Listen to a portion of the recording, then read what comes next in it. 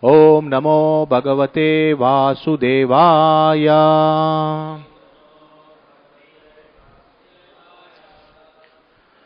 So we are reading text number 32 of chapter number 13.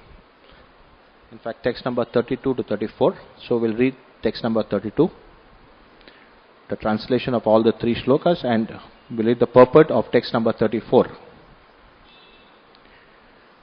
Anāditvān nirguṇatvāt paramātmāyam avyayaḥ śarīra-stho kaunteya na karoti na lipyate. You can just shift this behind the board. I think 2 persons may be required. Translation by Srila Prabhupada. Those with a vision of eternity can see that the imperishable soul is transcendental, eternal, and beyond the modes of nature. Despite contact with the material body, O Arjuna, the soul neither does anything nor is entangled. Text number 33. The sky, due to its subtle nature, does not mix with anything, although it is all-pervading. Similarly, the soul situated in Brahman vision does not mix with the body, though situated in that body. Text number 34. Translation.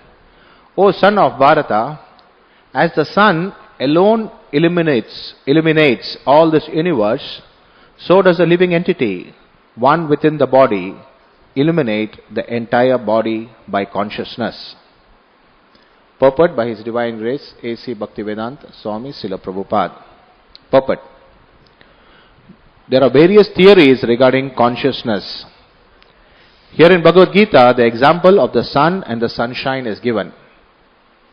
As the sun is situated in one place but is illuminating the whole universe, so a small particle of spirit soul, although situated in the heart of this body, is illuminating the whole body by consciousness. Thus, consciousness is the proof of the presence of the soul, as sunshine or light is the proof of the presence of the sun. When the soul is present in the body, there is consciousness all over the body. And as soon as the soul has passed from the body, there is no more consciousness. This can be easily understood by any intelligent man. Therefore, consciousness is not a product of the combination of matter. It is the symptom of the living entity. The consciousness of the living entity, although qualitatively one with the supreme consciousness, is not supreme, because the consciousness of one particular body does not share that of another body. But the super soul, which is situated in all the bodies as the friend of the individual soul, is conscious of all bodies. That is the difference between supreme consciousness and individual consciousness.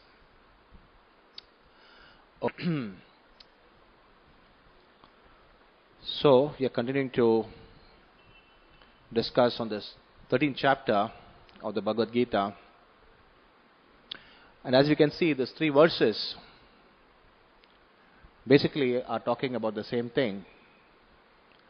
The distinction between the living entity, that is the jiva, the spirit soul, and the body.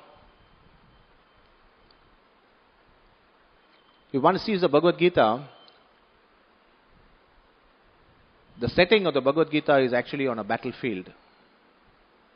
It's not as if Lord Krishna is narrating the Bhagavad Gita to Arjuna, sitting in a very comfortable situation. So both these armies, the Kaurava army and the Pandava army, are facing each other on the battlefield of Kurukshetra. And Sanjaya, because he has been given this vision to see this whole arrangement, although he is sitting in the palace with Dhritarashtra, he's been given this facility of having the vision to see what is happening there in the battlefield, several miles away. And he is narrating to Dhritarashtra what he is able to see on the battlefield. So that's how the whole Bhagavad Gita begins, in the first chapter. So that's the setting of the scene. The war is about to be fought, and both the armies have assembled. And Sanjay is narrating to Dhritarashtra the conversation, the beginning of the conversation between Arjuna and Lord Sri Krishna. And there are so many shlokas which explain what Arjuna is experiencing when he sees all his brothers and uncles and Bhishma, Pitamaha, and so many of his very dear and near ones. He's seeing them right in front of him, and because he's very compassionate, because since he's a Vaishnava, he's having a change of heart. At one point of time, before the battle was about to begin, he is all set to defeat the Kauravas. Right? But there, on the battlefield, he is sitting, or rather, he is standing on the chariot, and he is experiencing so many different emotions. Because it's been foretold to him that he is going to be the ultimate winner. The Pandavas are going to be winning this war. He knows that. Because he is on the side of Dharma. And the Kauravas were on the side of Adharma. And finally, Dharma has to prevail. So in spite of knowing that, when he sees all these relatives of his assembled in front of him, and he realizes that finally he has to kill them at some point of time, he is overwhelmed with emotion. And right at the end of the first chapter, Sanjaya narrates to Dhritarashtra that Arjuna becomes completely bewildered, and he drops his Gandiva bow, saying that I will not fight. And then we have the setting for the second chapter, the Bhagavad-gītā, where the Lord takes over now. And the Lord starts explaining to Arjuna that you are a fool. You are thinking that all those people who are in front of you, who are your so-called relatives, that this particular relationship between you and them is eternal? No. They are having a particular body, and this body is something that is going to die. Whether you kill them or not, at some point of time they are going to die, because death is eternal. But what is there within that body of all these kinsmen of yours, right in front of what you're seeing, what is there within the body, the spirit soul, is eternal. So the body is temporary, the body is sure to die, but the spirit soul that is there in each and every one of these living entities that are there present before you, the spirit soul in each and every one of those living entities is eternal. So my dear Arjuna, don't worry. You're not actually killing anybody, because you cannot kill the spirit soul. The spirit soul is eternal.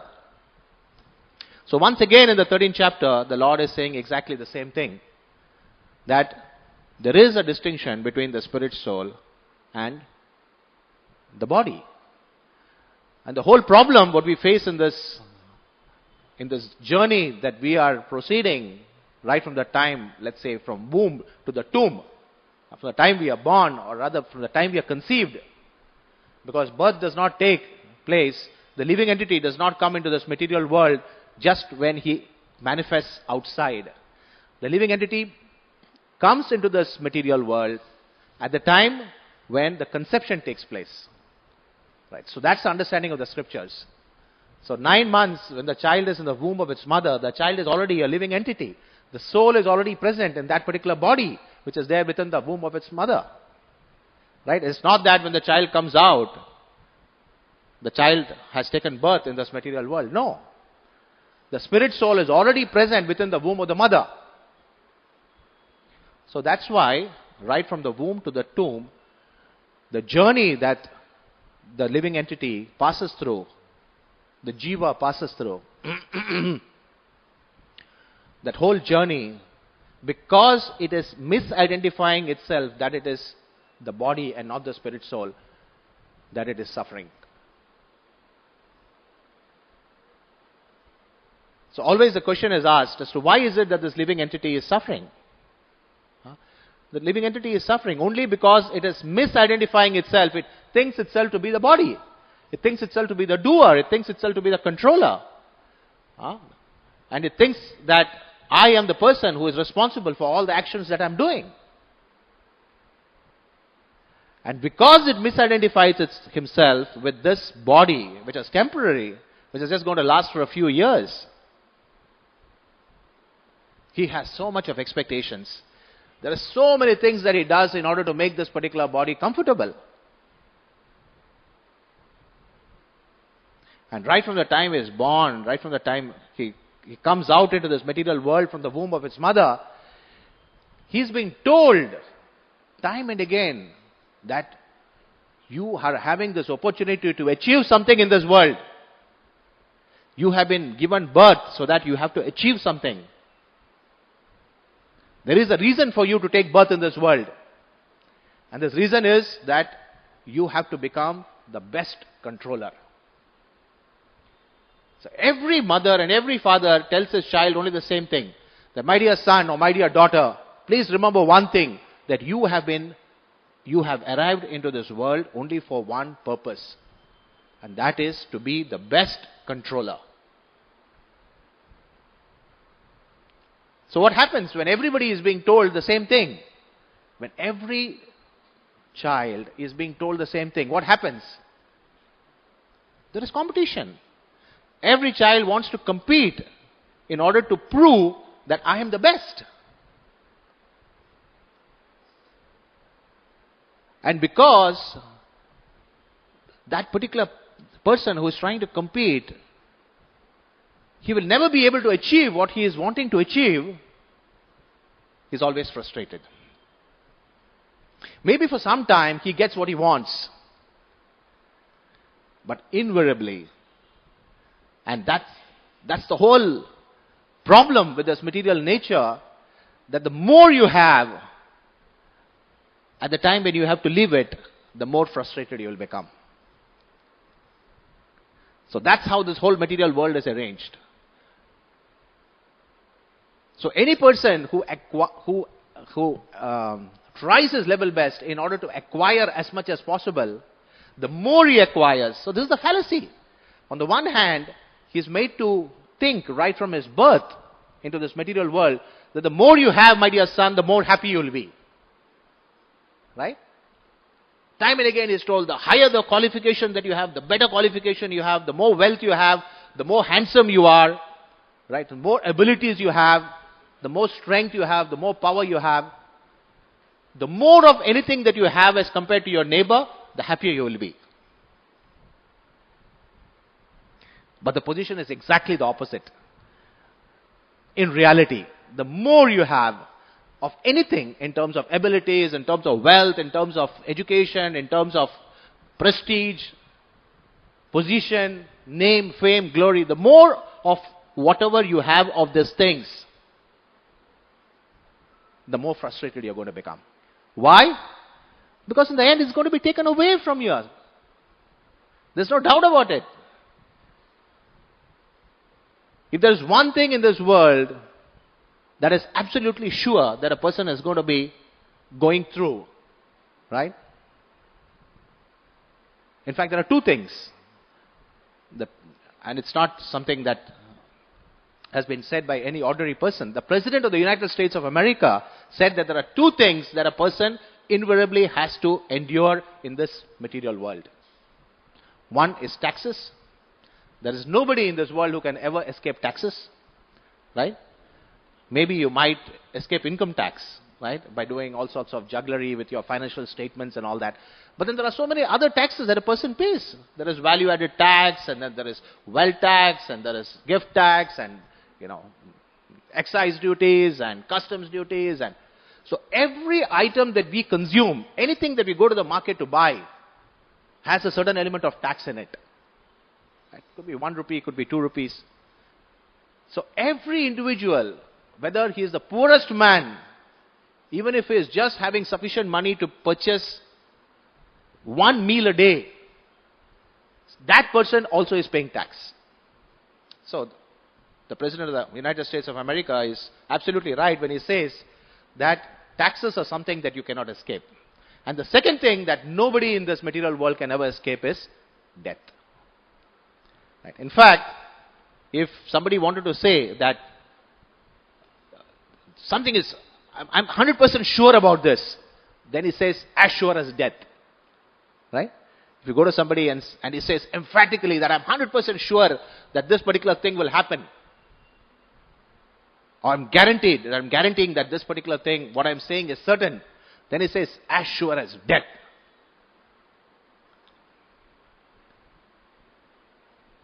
So death is certain. And the Bhagavad Gita, the Lord says exactly the same thing. For a person who's been born, death is certain. And also he says, which is an extension of that particular statement, which most of us do not want to accept, that for a person who is dead, birth is certain. So this is the cycle of birth and death that a living entity passes through as he passes through in this material world. And the scriptures explain that there are 84 lakh species of life that a living entity is required to pass through. 84 lakh species. And that includes the fish, the various types of fish that we have, the birds, the animals, the plants, the trees, the insects, the snakes. Every one of this living entity is a species as far as the scriptures are concerned. And each and every one of this species has got a soul that is there within them.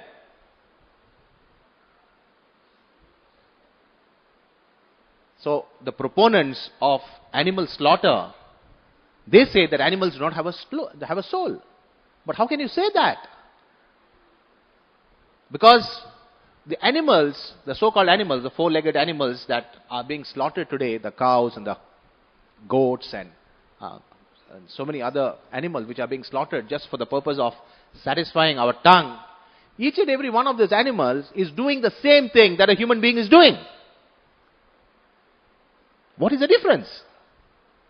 If you analyze from a basic point of view, if you look at it right down to the basic activities that a human being and an animal are doing, you will see that basically we are doing the same thing. Eating, an animal eats, we eat. An animal sleeps, we sleep. Right? We, I mean human beings. An animal mates and produces offspring. A human being also mates and produces offspring. Right? An animal defends itself. And a human being also defends itself. Right? So these four basic phenomena that are existing in this material world are common to animals and to human beings. So if we are doing exactly the same thing that animals are doing, if human beings are also doing the same thing, eating, sleeping, mating and defending, if these four things which are the basic phenomena that are there in this material world, if we are also doing the same thing, then what is the difference between us and animals? There's no difference. Right? And yet we consider ourselves to be superior to animals. Right? We consider that we are the people who are the so-called intelligent people, the intelligentsia, who have this ability to discriminate. So we are the people, or we are the living entities who are having the right to take the life of other living entities, because we consider ourselves to be more intelligent.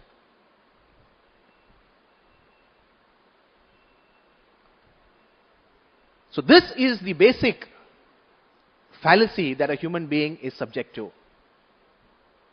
He does not understand that as a human being, he has got a bigger role to play in this whole creation as compared to an animal.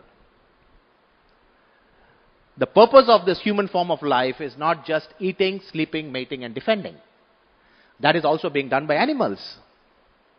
So if we are doing exactly the same thing that animals are doing, we are no better than animals. As Srila Prabhupada would say, a man who does not understand what is the purpose of this human form of life is no different than a two-legged animal.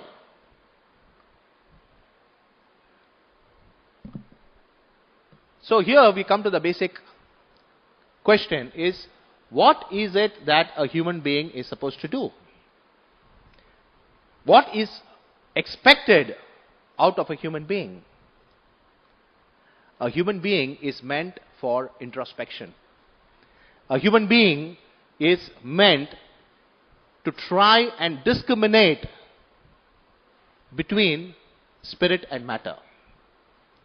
An animal cannot discriminate between spirit and matter. An animal basically lives by its instincts. When an animal is hungry, it will go for food. Some animals are vegetarian, so they go for vegetarian food. Some animals are non-vegetarian, they go for non-vegetarian food. But whenever they are hungry, they just go for food. Right? When a cow, you see for example, a cow that is there grazing on the ground, so far as its stomach is fully satisfied, it's completely at peace. It doesn't have any problem. But the moment it becomes hungry once again, directly it will go and start acquiring food. Similarly, a tiger that is there in the jungle, so far as the tiger is well fed, it has had its meal, it's completely contented. It doesn't aspire to accumulate more and more dead bodies. It never thinks to itself that, oh my God, tomorrow suppose I do not get animal to kill, what do I do? No. So far as it's fully satisfied, it's very happy. And in fact, so many experiments have been conducted. You could go to a well-fed lion or a tiger and you could walk past it and it wouldn't even look at you. Right? You think that, this tiger would immediately pounce on you because that's the natural propensity of a tiger or a lion. But it wouldn't even bother. It wouldn't even look at you. But contrast this to the behavior of a human being. Right? If a human person or human being were to see a bag of grain out in the street, a bag, let's say, of 100 kilos, right? What he actually requires is just 1 kilo of rice in order to satisfy his belly for that particular day. That's all he requires. But for sure, 99.99% of human beings outside, what they would do? What would be their immediate reaction when they see a bag of grain of 100 kilos lying there unattended on the road? Can anybody guess? Can you tell me? Take it home. 100%. Not even 99.99%. 100% for sure that person will be thinking, now this is an opportunity whereby I can take care of my belly for the next 3 months. Every day I will cook 1 kilo of grain and I will eat it, and for the next 3 months I will be fully satisfied. Correct? This is the mentality of a human being. So that is why it is said that actually in this whole creation that the Lord has created for us, there is sufficient for every man's need. It's a very important statement. Please listen very carefully. It is said that in this whole creation that the Supreme Lord has created for us, there is sufficient for every man's need. But there is what is created is insufficient for even one person's greed. Just one person, when he becomes greedy,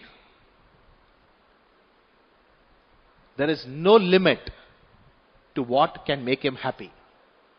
And that is why it is said that man's wants are unlimited. His needs are limited, but his wants are unlimited. He wants more and more and more and more. And that's why you see today, what do you see? The so-called multi-billionaires and multi-millionaires and all this, super rich who are there in this world. What is the amount of money that they have? It's completely unbelievable. We are looking at a life span which is going to last for about 100 years, maximum. Right? In the 7th canto of the Srimad Bhagavatam, Prahlad Maharaj, who is a 5-year-old boy, is explaining to his friends, what is the quality of life of an individual who is living for a maximum period of 100 years? For the first 10 years of his life, he is a small child. He doesn't understand anything. He's just involved in play. The first 10 years of his life is gone. And of course, before that he says that a materialistic person, 50% of his life is spent in sleep. 50%. Because for a human being, sleep is the most precious commodity. We devotees, we sleep only for 6 hours a day. That's it. Because we don't have any time to sleep. There's so much to do. So much reading of Bhagavad Gita, so much reading of Bhagavatam, so many rounds that we want to chant, so many hours we want to associate with devotees. Right? So much of devotional service we want to do. So devotees don't have time. So devotees sleep only for maximum of 6 hours. But for a materialistic person, he would like to sleep at least for 12 hours a day, if you give him an opportunity. And this is a fact. Because sleep for a human being is the most precious commodity that he would like to do. Out of 24 hours, given an opportunity, we will sleep for 12 hours. So Prahlad Maharaj is telling his friends that 50% of the life of a human being is wasted only in sleep. Okay, now let's analyze what he does with the balance 50%. Now for the first 10 years of his life, he doesn't know anything. He's just eating, sleeping, right? No mating, of course. Defending himself, going out and playing. Then after that, he has to go to school. He has to study.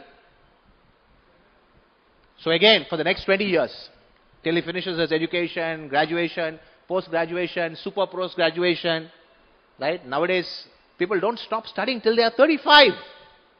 You're acquiring so many degrees.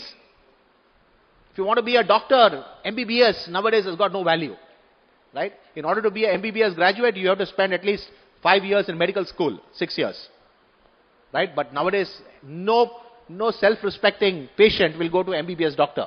Because when he goes to a doctor, he sees all the qualifications that are there written. And if he just sees the MBBS, oh, no. I wouldn't like to go to such a doctor. God knows whether he's really qualified as a doctor or not, what he will do to me, right? So you're looking for some more degrees after his MBBS. You're looking for a MD, you're looking for a post-graduation, you're looking for a MCH, you're looking for at least 4 or 5 other qualifications. Because you know, in any case, this MBBS doctor and this postgraduate doctor is going to charge you the same thing. So might as well go to a postgraduate doctor. Right? So you look for the qualifications, you look for the name. Okay, if I'll go to Bridge Candy Hospital. I will not go to any polyclinic. If I have the money, I'll go to Bridge Candy. And Bridge Candy, you have the best doctors who have spent 20 years studying to be a doctor. So by the time he finishes his whole education and is ready to start his practice, he's already 35 years of age. Right? And that is the time when he starts earning.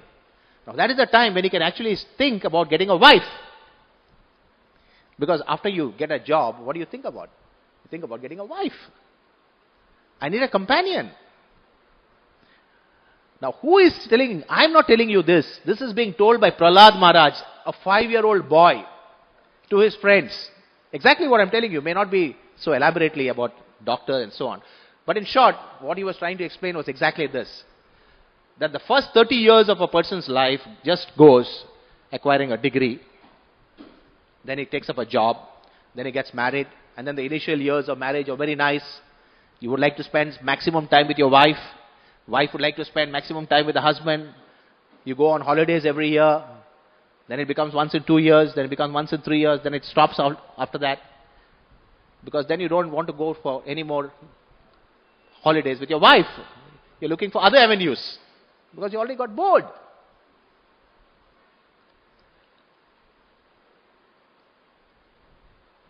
So the first few years of marriage are gone. You can't think about God. Where are you thinking about God? You're thinking about enjoyment. I want to go on a holiday to Malaysia, Singapore, Japan, Hong Kong, Dubai. Nobody goes to Dubai nowadays. It's not such a good place anymore. Right? They are financially doing very badly. So you go to so many other places. So the first few years of marriage are gone. You can't think about God. Then come children. So when you have children, what do? You have to take care of them. Right from the time a child comes out, the mother is completely involved in looking after the child. Day in and day out, she's looking after the child, feeding the child, taking care of the child, bathing the child. Another few years gone. And then the child is going to school. Now that is another nightmare for the parents. Right? Earlier, at least when I was a small child, there was no problem. I just had to go to the neighborhood school and they would just take you, there was no admission test. Now a 3-year-old child has to go through an admission test. He has to be able to say properly, Mama, Papa, Dada. Everything he has to be very, very clear. They'll ask you questions also. A 3-year-old child, can you imagine? Ask so many questions. Where do you stay? What's your address? What's your telephone number? My God, when I was a 3-year child, we didn't even have a telephone. Right? What is your cell phone number? There were no cell phones those days. I was so fortunate. So all these are questions that a child of 3 years have to ask, and the mother is telling the child, every day, okay, beta, this is my cell phone number, this is my home number, this is my residential address, this is your father's name, this is your full name. So many things a child has to learn. And the parents are explaining to the child that this is what you're supposed to be knowing. And the child goes to the school and then, gets admission in the best school. Again, there's competition. I can't be going to the municipal school. I have to go to the best school. So much of anxiety for the parents till the child gets admission. Where's the time to think about God?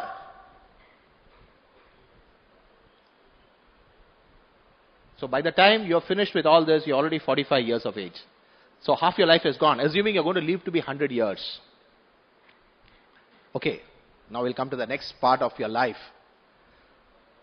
So the child goes to school, and then the child grows up, and then you have to settle the child in a job and so many things, responsibilities, and before you realize it, you're retired. You're out of your job. You're 60 years old. Nobody wants you anymore. You might be the CEO of the biggest company in the world, but at the age of 60, you get a royal boot.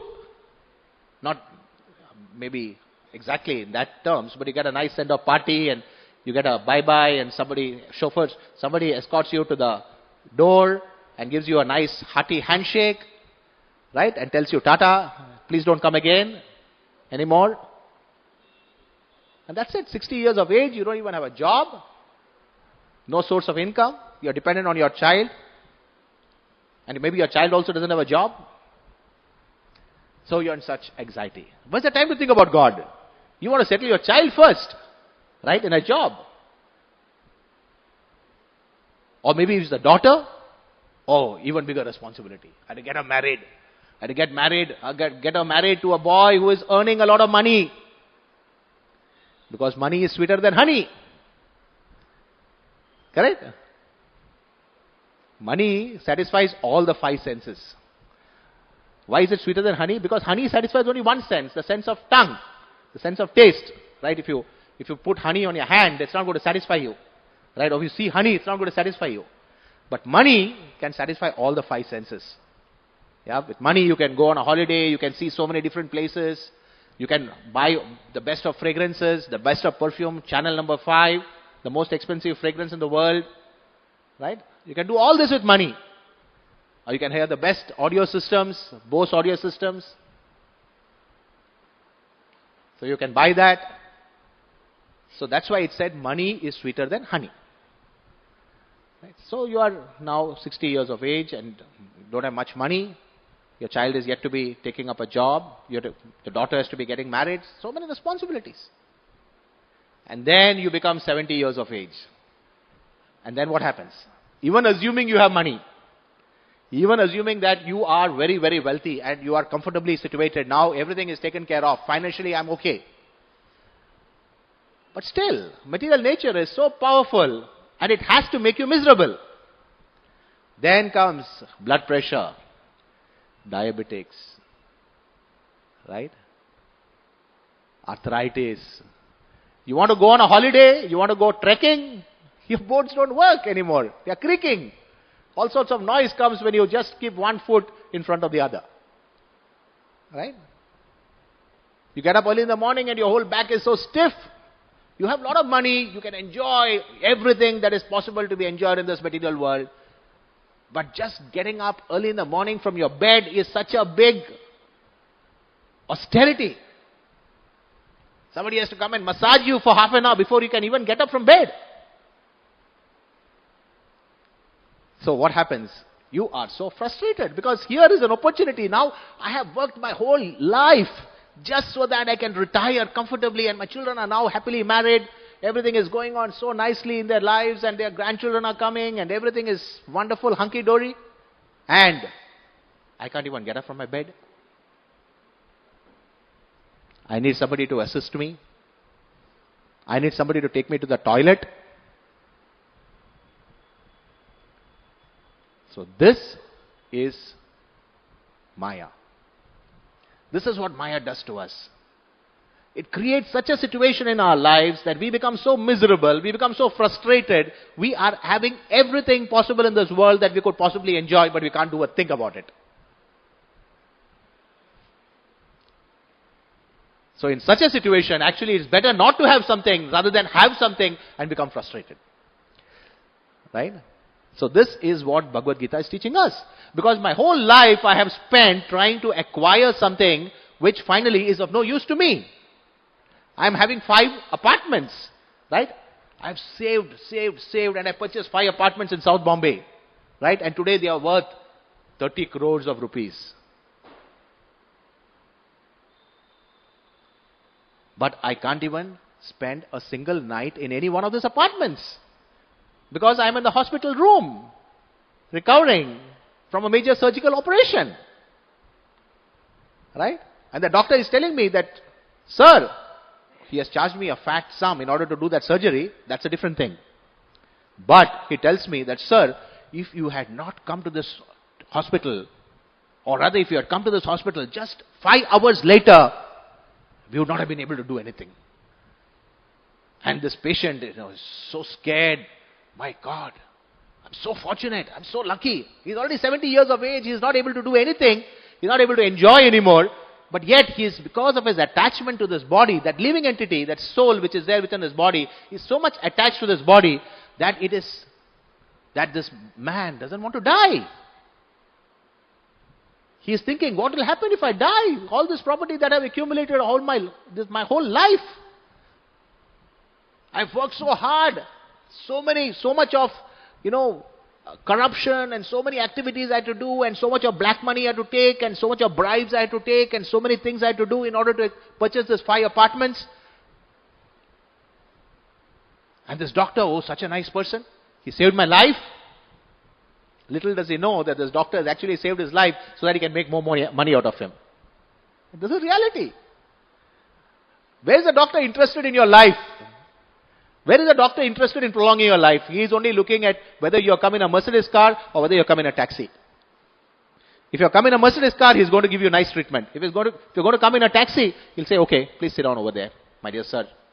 In that chair, please sit down. Because he knows that he's not going to get anything from you. And I've seen this happening time and again. Time and again, the same thing repeats itself. This is the most amazing thing Chandamoli Swami was telling us today morning. In the Mahabharata, we have this beautiful episode where Yamaraj, who is the father of Yudhishthira Maharaj, asks Yudhishthira Maharaj a few questions. It's a long story, just to cut it short. He asks, and one of the questions that he asked Yudhishthira Maharaj was, my dear Yudhishthira Maharaj, please tell me, what is the most amazing thing that is there in this world? I'll repeat. What is the most amazing thing that is there in this world? And Yudhishthira Maharaj, of course, he is a pure devotee. He knows everything. He knows all the answers. So immediately he puts his hand on top and says, my dear sir, the most amazing thing in this world is that day in and day out, we are seeing our relatives dying, our friends dying, our neighbor dying, a person out in the street is dying. We are seeing death all around us. And yet, we are thinking that we are going to live forever. This is the most amazing thing that is there in this world.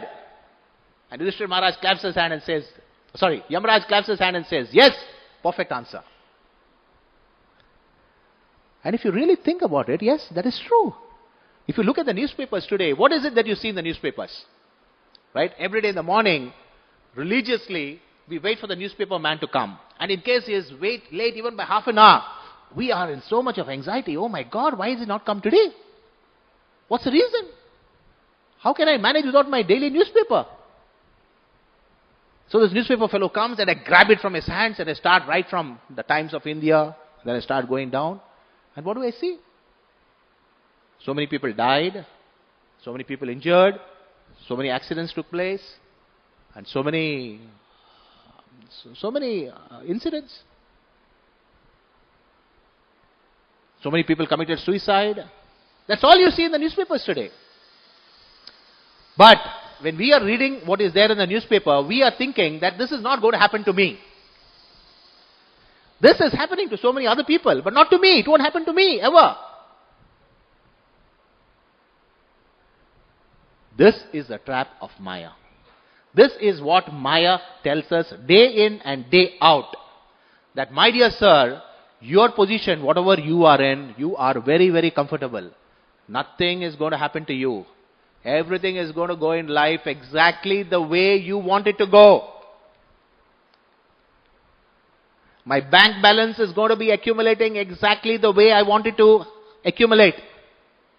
My health is going to be controlled exactly the way I want it to be controlled. My wife and my children are going to behave exactly the way I want them to behave. So we are expecting that life is going to go on exactly the way that we are expecting, wanting it to go. But that's the most important word in the dictionary. But reality is different. The reality is life never goes the way we want it to go. Situations never happen the way we want it to happen. One fine day, we find, sometimes, if you are fortunate, we find that we are the article in the newspaper. That same newspaper that we have been reading in and day out for years together, all of a sudden we look at the newspaper and say, we are in the hospital bed, met in an accident, both our legs are crushed, some major calamity has happened, and we are looking at the newspaper and finding our name there, survivor. I have survived this accident. If you are lucky. If you are dead, then we can't even have that privilege of looking at the newspaper and seeing our name over there. Right? Our name appears in the newspaper as a dead person, but we don't even have the satisfaction of seeing our name in the newspaper. Right? Because we are dead and gone. So this is reality, my dear friends. This is going to happen to each and every one of us. Maybe in a different situation, maybe in a different way. But the reality is that sooner or later, one day, we are going to be also subject to the same thing that we are seeing all around us. And true knowledge is understanding this. That person is intelligent who has understood the difference between the body and the soul. That this body is temporary, I am going to die sooner or later. And let me now start preparing for death. What is the use of preparing for life? A real intelligent person doesn't prepare for life, he prepares for death. Because death is certain, life is uncertain.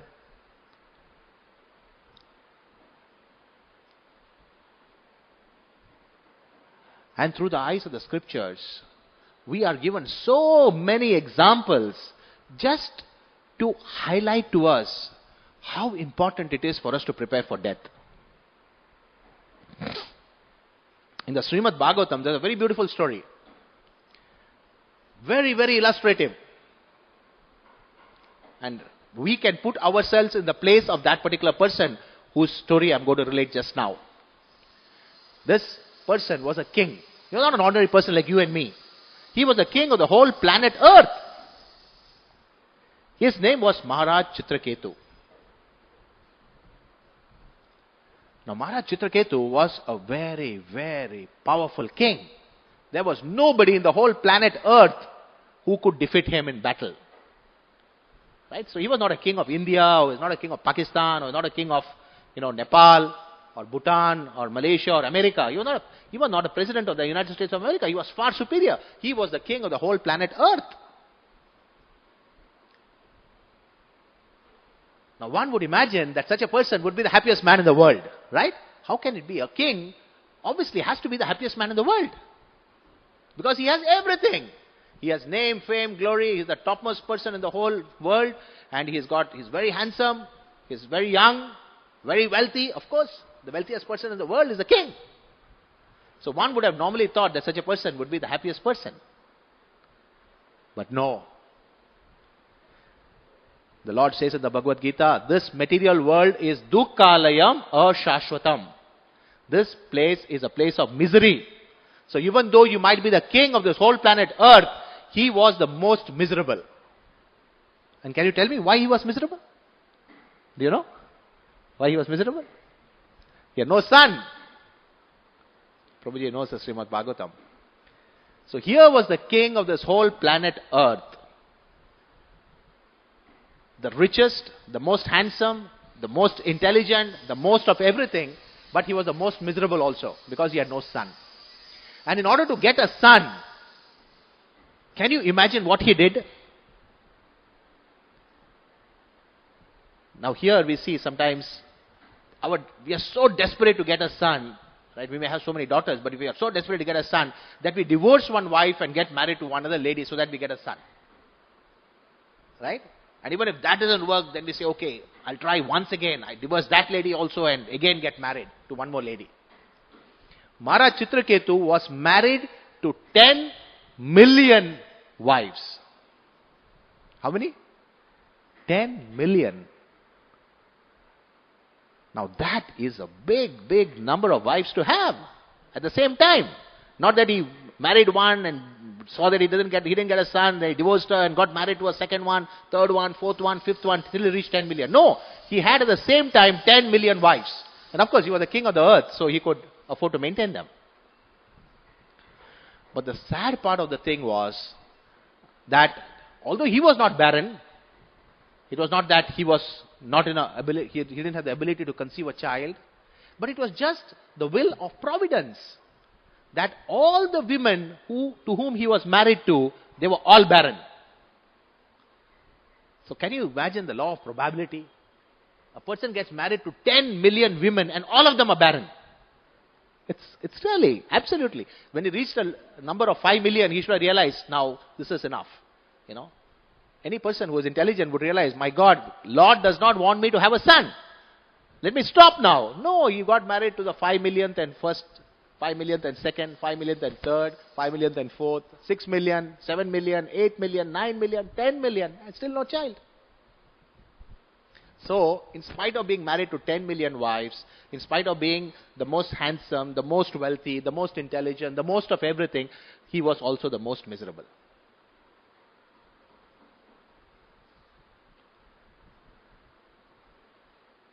Now there are people in this world who are very merciful also. So we have the sages who are very merciful towards us. They come and give us the knowledge. They open our eyes to reality. And although we might be leading very materialistic lives, by the mercy of Srila Prabhupada and the mercy of our spiritual master, we have been given this opportunity to understand what is the goal of this human form of life. Right? We have been given this knowledge. This is special mercy that has come to us. And we should be considering ourselves very fortunate to be having this mercy.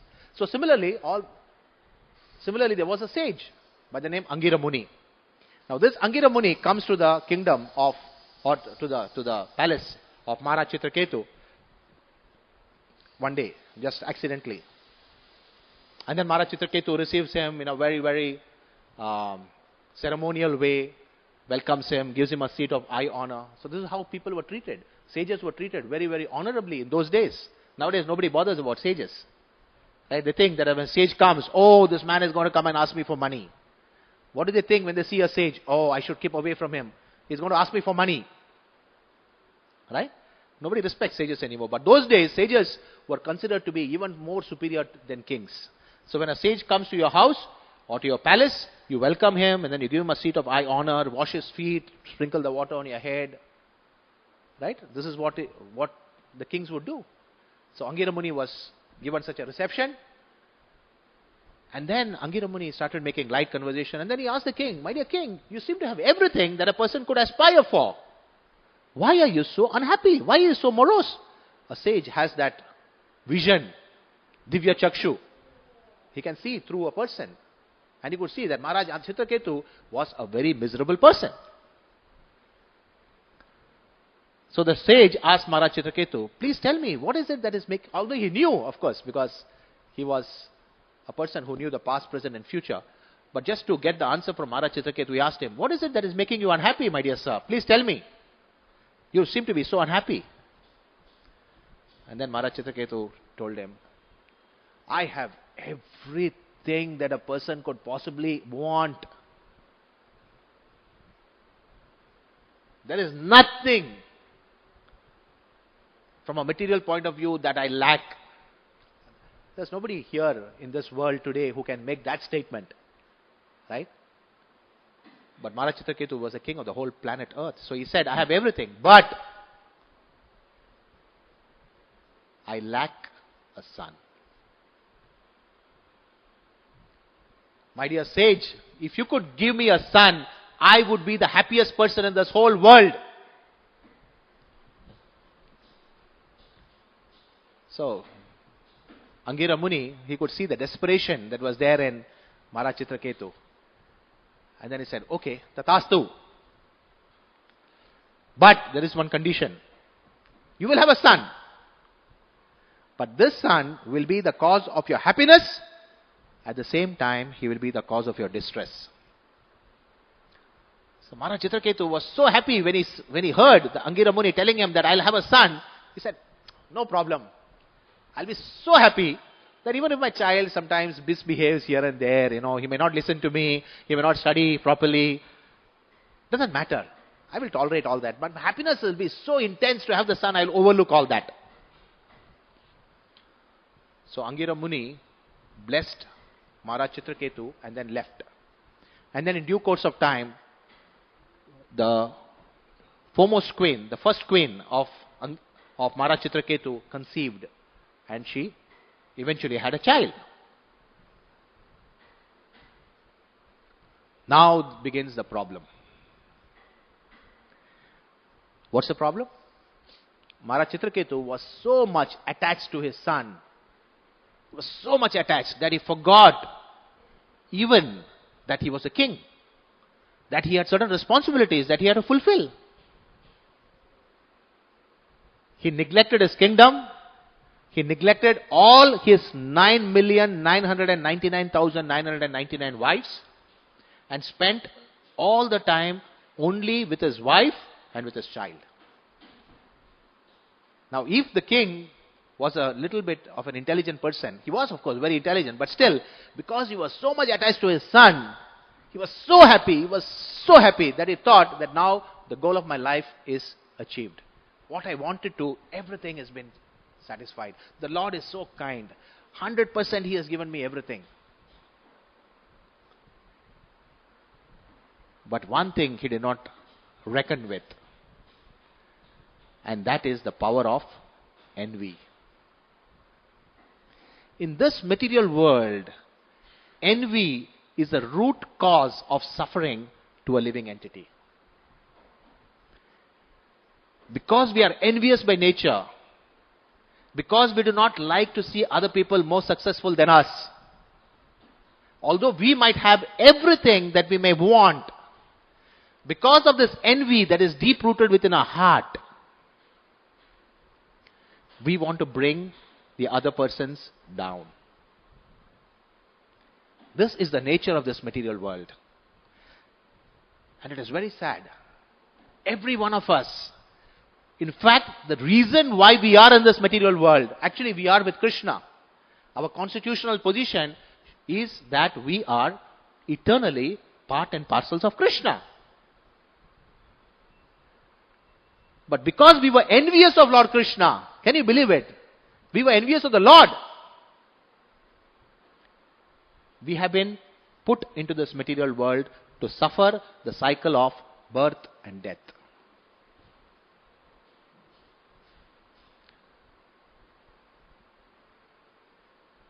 And unless and until we are able to overcome this particular propensity of envy, we will never be able to go back to the spiritual world. If we want to enter into the doors of heaven or to the doors of Golok Vrindavan, we have to become non-envious. The process of Krishna consciousness purifies our heart of envy. So this 9,999,999 wives, they all got together and then they started discussing, why are we being neglected? What have we done wrong? We are also wives of the king. Why should we suffer like this? Then they came to the conclusion that the cause of their suffering is the child and the mother. This mother's name was Kritadyuti. And this child was named Harsh Ashok. Harsh Ashok actually means happiness and suffering. So this wives plotted to kill the child.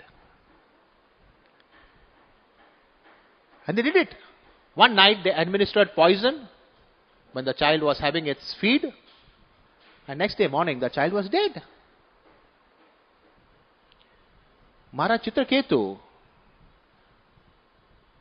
from being a king, you can imagine, such a dignified position, he lost complete sense of dignity. He became like a lunatic. He became a completely mad person. He was completely devastated. He had no conception whether it was day or night, whether he was hungry or not, whether he was having any responsibilities, whether he was a king itself. He completely forgot. His only thought in his mind was that I have lost something which for me was the most precious thing in my whole life. And from being the most powerful man in the whole world, he became the most weak.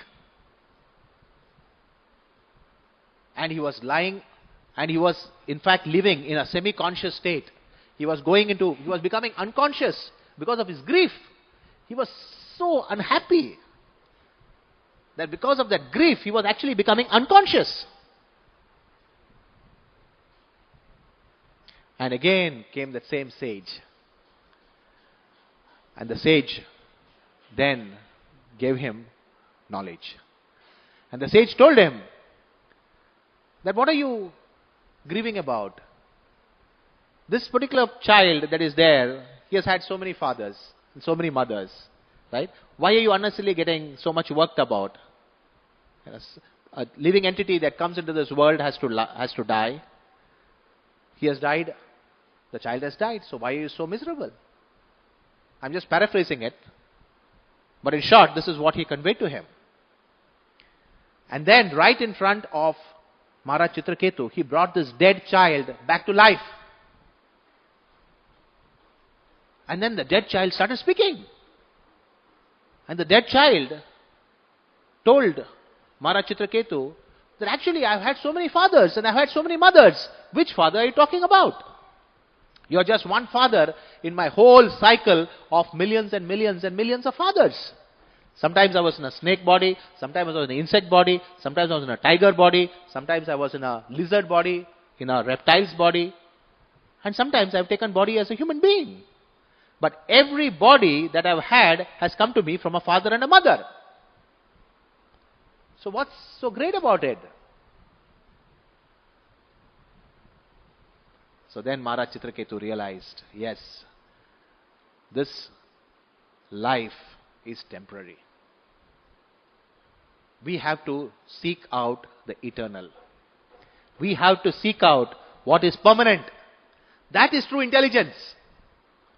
Being intelligent means not making this human form of life comfortable, but understanding that we have to work towards making our life permanent. And the Bhagavad-gītā explains, Janma karma cha me divyam evam yoveti tattvata tyaktva deham punarjanma naiti mameti. So Arjuna, anybody who understands the pastimes, the birth and the pastimes of the Lord, does not, upon leaving this material world, take birth once again in this material world. It's a one-way ticket. Just by understanding who is Krishna, we are making such tremendous spiritual progress.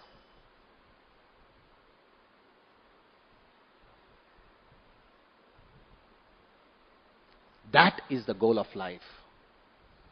The goal of life is to understand that Krishna is the Supreme Personality of Godhead.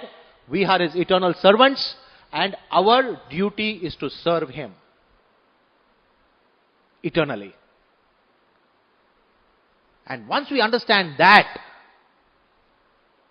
then at the time of death, as Lord Krishna says in the 8th chapter of the Bhagavad-gītā, Antakale cha mameva smaran muktva kalevaram.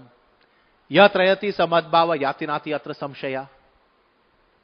Antakale cha mameva. At the time of death, if you remember me, my dear Arjuna. And when he says Arjuna, actually he is talking to all of us. Antakale cha mameva smaran muktva kalevaram. If you remember me at the time of death, O Arjuna, you will not have to come back into this material world ever again. You have purchased a one-way ticket back home, back to Godhead. And what is this back home, back to Godhead?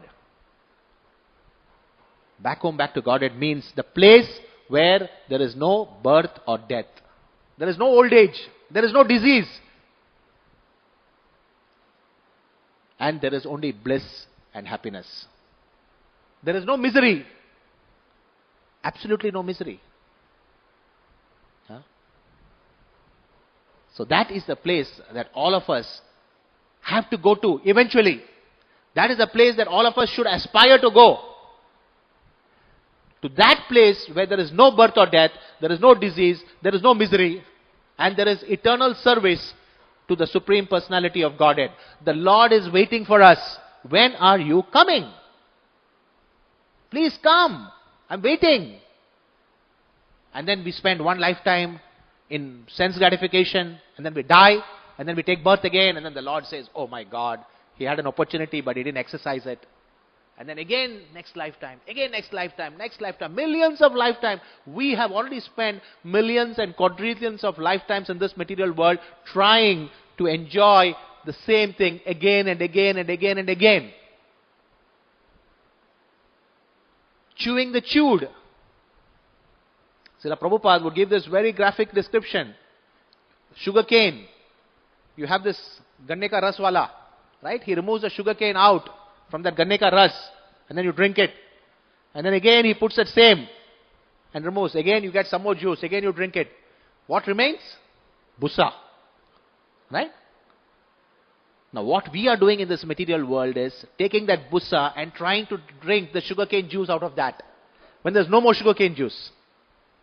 It's dry, wood, only fit for burning. And we are taking that and chewing and chewing and chewing and chewing, thinking that we are going to get a little bit of happiness. I'm going to be a little bit happy. Let me chew a little bit more. I'll be a little bit more happy. We are trying for millions of births. We have done the same thing. Taken births in so many different wombs. So many different creatures. And doing exactly the same thing. Eating, sleeping, mating and defending. These four things we have been doing lifetime after lifetime after lifetime. And still we are not satisfied. This lifetime also we want to do the same thing. Let me enjoy. Let me try and get a little bit of satisfaction. Let me go on this holiday. If I go on this holiday to Malaysia or Singapore, I'll be happy.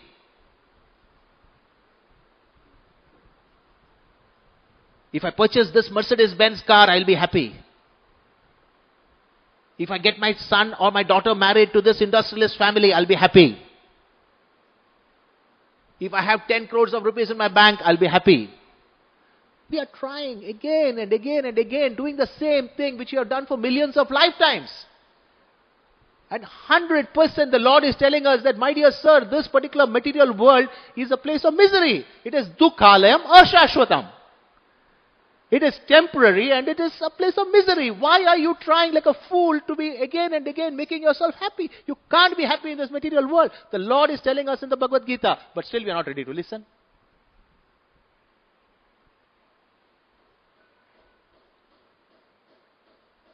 So this process of Krishna consciousness gives us the solution, the ultimate solution to this problem of suffering in this material world.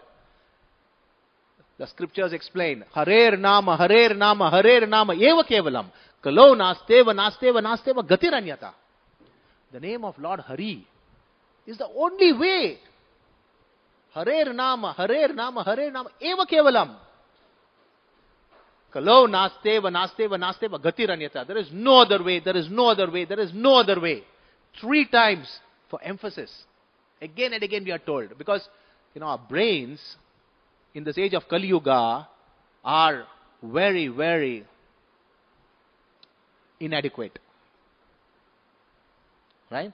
Very inadequate. Not like the brains that people had in Satya Yuga. In Satya Yuga, if you tell them something, this Bhagavad Gita class that I repeated, I've forgotten what I've said. But a person in Satya Yuga would be able to repeat the same class, extempore, word to word. That was a power in Satya Yuga. You could memorize hours together. You could memorize millions of shlokas. But in Kali Yuga, you told one thing, the next moment you're forgotten.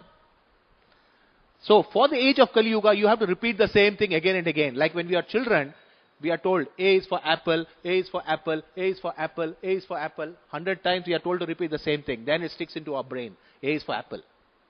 So similarly, Hare Nama, Hare Nama, Hare Nama, Eva Kevalam. Kalo nasteva, nasteva, nasteva gatinartha. There is no other way. There is no other way. There is no other way.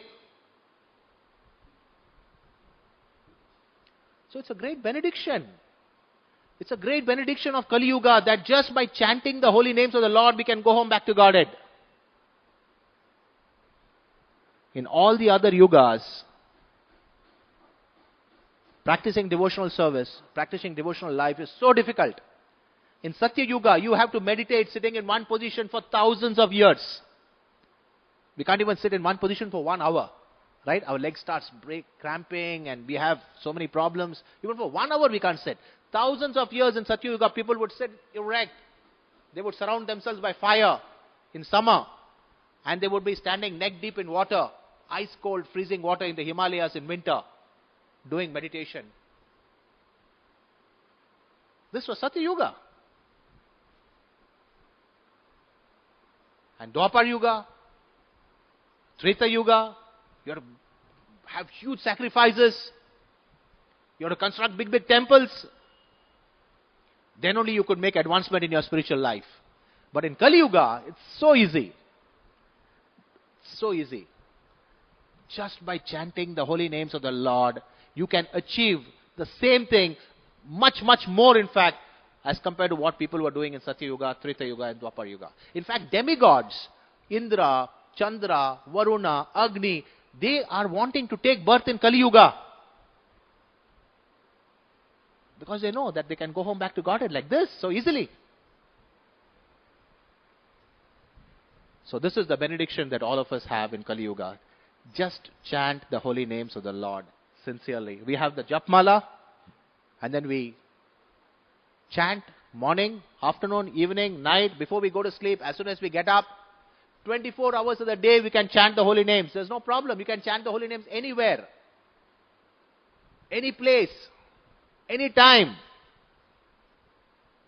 You can chant in your mind. You can chant loudly. You can chant out in the streets.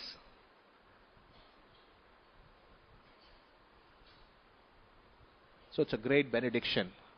It's a great boon that we have. So let us take the maximum advantage. Our human form of life is very short. We have a few more years to live. Maximum 10, 15, 20. Maybe tomorrow we could die. Right? The ceiling fan that's there on top of my head could just crash on my head and I'm gone. Hari bol. Each and every one of us, we are going out from this and a car comes and smashes you. Can you say that you will be able to reach your home alive? Or you leave your home, you reach the temple alive? There's no guarantee. You could die any time. But remember these words. Antakale cha mameva smaran muktva kalevaram. And the Lord also says the next words. Yam yam vapi smaran bhavam tyajita antakalevaram tam tam eva iti kaunteya sada tad bhava bhavitaha. Whatever we think of at the time of death, that we will achieve in the next life. So we want to go home back to Godhead. So we have to constantly think about Krishna. Because we want to achieve Krishna. If we want Krishna, then we have to think about Krishna. So, and we could die any moment. So logically, we should think about Krishna every moment. Right?